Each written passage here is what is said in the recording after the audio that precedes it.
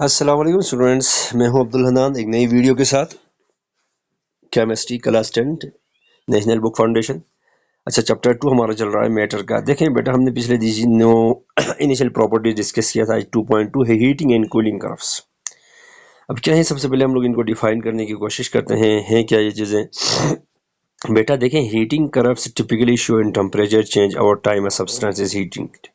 जब किसी सब्सटेंस को हम हीट अप देते हैं, वो क्या करता है, चेंज होते हुए जा रहा है, सॉलिड से लिक्विड बन रहा है, लिक्विड से गैस बन रहा है। तो ये जो चेंजिंग तब्दीलियां आएंगी उनको हीटिंग और कूलिंग कर्व्स कहते हैं। अब इसमें कुछ सेवरल डिस्टिंक्ट रीजन में ये होंगे, या दूसरे अल्फाज में हम इसको ऐसे कह सकते हैं, heating and cooling curves or line graph है। ये क्या एक ग्राफिकल रिप्रेजेंटेशन करते हैं हम लोग जो हीटिंग और कूलिंग की, जो सब्सटेंस की हीटिंग के हिसाब से। The temperature of substance change when it is heated over or cold. जब टेम्परेचर ऑफ सब्सटेंस चेंज होता है, जब इसको हम लोग हीट या कोल्ड करते हैं। दे हेल्प अस अंडरस्टैंड, ठीक है नहीं, ये हमें हेल्प देगा समझने में। एनर्जी चेंज इन पार्टिकल्स के अंदर एनर्जी चेंज होती है, कैसे होती है, उस पर हेल्प देगा। What happen during phase change in like melting और बॉइलिंग में किस तरह की तब्दीलियां आती है, इस सवाल पे ये भी हमें हेल्प देगा जी। अब देखें बेटा, अब हीटिंग कर्व का हमारे पास एक डायग्राम है। अब यहाँ देख सकते हो, पॉइंट ए 0 से शुरू हुआ, एक सॉलिड आपने हीट दिया, बॉइलिंग हुई उसकी, सॉरी मेल्टिंग हो गई। फिर यहाँ पर काइनेटिक एनर्जी और पोटेंशियल, काइनेटिक एनर्जी कांस्टेंट रही, पोटेंशियल इंक्रीज हो गई। फिर ये पॉइंट सी पे गया, यहाँ से डी, ये लिक्विड फेज में गया। फिर बॉइलिंग यानी ऑपरेशन प्रोसेस हुआ, कांस्टेंट एनर्जी फिर रही, कांस्टेंट रही, पोटेंशियल एनर्जी इंक्रीज हो गई। इसी तरह पॉइंट ई। तो इन सबको हम लोग एक एक करके डिस्कस करेंगे। सबसे पहले बेटा हम लोग हीटिंग कर्व क्या है डिस्कस करते हैं। बेटा हीटिंग कर्व क्या है? हीटिंग कर्व इज ग्राफ है जो कि शो कर रहा है how temperature increase when heat is, यानी हीटिंग कर्व वो कर्व से एक ग्राफिकल रिप्रेजेंटेशन, ग्राफ की मदद से हम रिप्रेजेंटेशन करते हैं। जब टेम्परेचर बढ़ाते हैं तो हीट, या टेम्परेचर बढ़ाते हैं तो ग्राफ के अंदर जो तब्दीली आती है उस कर्व को हम हीटिंग कर्व कहते हैं। अब इसके मेन 5 हिस्से हैं।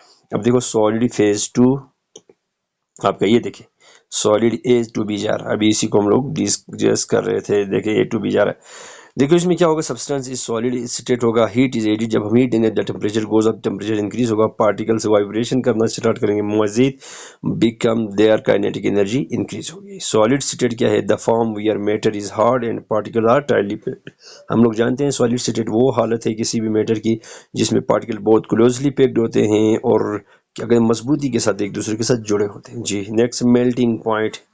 बेटा देख लीजिएगा, हम लोगों ने अभी यहाँ पर ये मेल्टिंग आपका B2C, अब इसी को हम लोग डिस्कस कर रहे होते हैं। B2C, B2C देखो बेटा, मेल्टिंग हो रही है। The temperature stage is the same, the heat added, जब हम हीट देंगे, use to break the forces between the particles not to make them move faster. ठीक है नहीं, हम लोग हीट देते जाएंगे, वो पार्टिकल के अंदर क्या होगा, मूव होगा।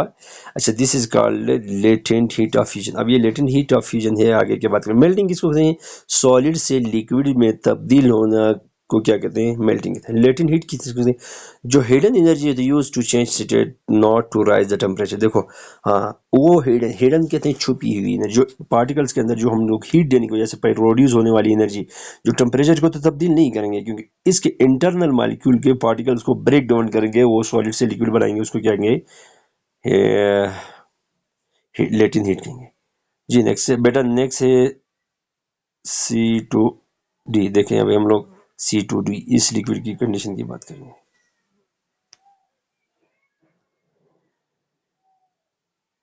सब्सटेंस क्या होंगे? लिक्विड फेज में होंगे, टेम्परेचर दोबारा बढ़ेगा, पार्टिकल्स मूव करेंगे around more and their kinetic energy increase होगी। लिक्विड फेज में क्या होगा? The forms where particles can move around each other but still stick close. इसमें क्या होंगे? लिक्विड फेज होगा, जो फॉर्म पार्टिकल्स मूव करेंगे एक दूसरे के, और बट ये क्लोज रहेंगे। बॉइलिंग D2E में क्या होगा? D2E कौन सा है? ये रहा बेटा, जिसमें बॉइलिंग हो रहा था, गैस फेज में गए D2E। हाँ, D2E सही गए हम लोग। D2E हमने लिक्विड फेज। C2D डिस्कस किया नहीं किया शायद। हाँ, C2D में हम बात करेंगे। देखें हमारे पास C2D है, C2D। एक मिनट, थोड़े से स्लाइड इधर उधर हो गए।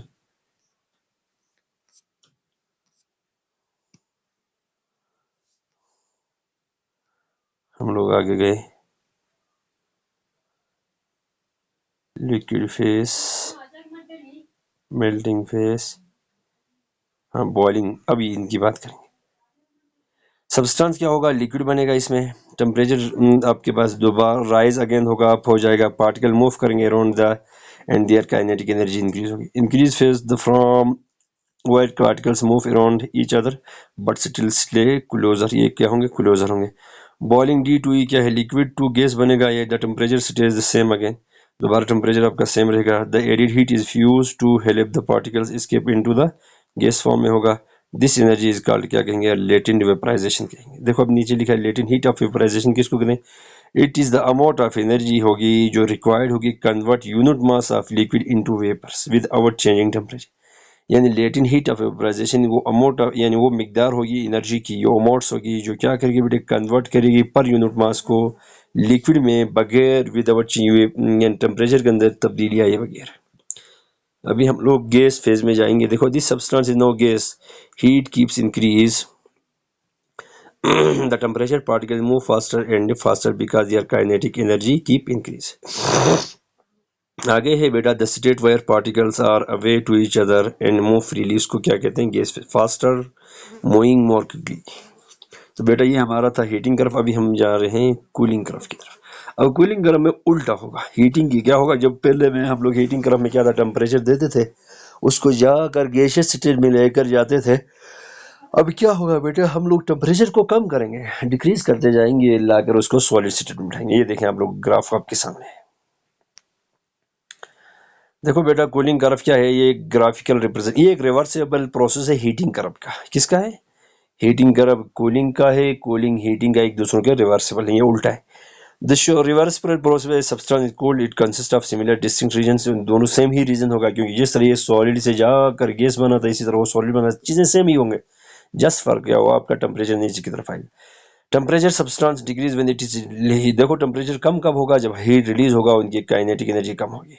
इट 5 सेकंड्स में बेटा गैस फेस होगा शुरू में, उधर टॉप पे क्या था, शुरू में क्या था, सॉलिड फेस, अभी गैस होगा क्योंकि ऊपर से नीचे आ रहा है।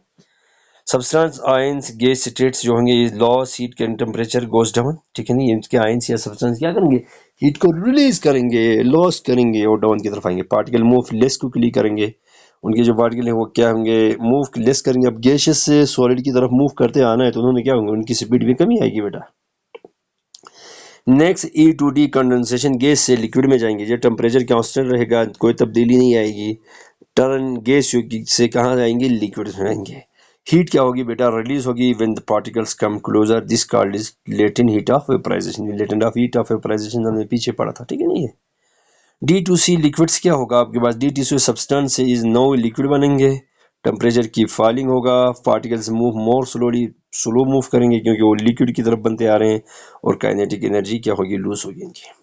C2B फ्रीजिंग होगी, लिक्विड से सॉलिड जाएगा, मजीद इनकी एनर्जी रिलीज होगी, मजीद स्लो ये स्पीड करेंगे, मूवमेंट करेंगे, टेम्परेचर स्टेज सेम रहेगा, लिक्विड बिकम सॉलिड होंगे, हीट इज रिलीज होगी when the particles are arrange into solid structure, this is called latent heat of fusion कहेंगे। देखिए बेटा इसके बाद हम बात करते हैं C2B फ्रीजिंग होगी, लिक्विड से सॉलिड में बनेंगे आएंगे बेटा, टेम्परेचर स्टेज सेम होगा, लिक्विड बिकम सॉलिड होंगे, ठीक है नहीं बेटा। अब सॉलिड से लिक्विड बनेंगे बेटा, हम जानते हैं, हीट रिलीज होगी, particles are arrange into solid structure, this is called latent heat of fusion कहेंगे। अब लास्ट पॉइंट, अब B2A सॉलिड फेज में है भाई, गैस से स्टार्ट, क्योंकि हमने इसको रिवर्स कहा था ना, वो सॉलिड से शुरू हुआ था। Temperature is no is solid, ठीक है नहीं है, the temperature keeps going down, मजीद डाउन होगा, पार्टिकल्स क्या होंगे आपके पास, वाइब्रेट लेस होंगे because they keep losing kinetic energy, उन्होंने लूज किया। अब कूलिंग कर्व क्या है, graph showing how temperature decrease when, इस जो कुछ हमने पढ़ा उस सबका मैंने ओवरव्यू देने की कोशिश की है। A graph showing how temperature describe when substance is cooled, ठीक है नहीं, कंडेंसेशन गैस इनटू लिक्विड बनेगा, फ्रीजिंग लिक्विड से सॉलिड बनेगा।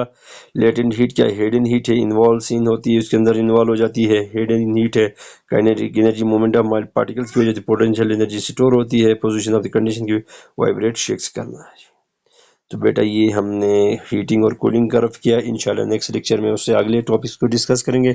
उम्मीद है आपको समझ आया होगा, उम्मीद है आपको ये लेक्चर समझ आया होगा। अपने अच्छे कमेंट्स से याद करें, मैं सबके कमेंट्स पढ़ता हूँ अगर आप चैनल में पहली दफ़ा आए हैं तो आप चैनल को सब्सक्राइब कर लें। मज़ीद वीडियोस के लिए बेहतर अच्छी वीडियोस की मेरी कोशिश होती है। आप जितना कमेंट्स करेंगे मेरी हौसला अफजाई होगी, इसलिए मैं आपसे कोशिश करूँगा बेहतरीन वीडियोस देने की। तो इसी के साथ मुझे होस्ट अब्दुल हन्नान को इजाज़त दीजिएगा। अल्लाह हाफिज़।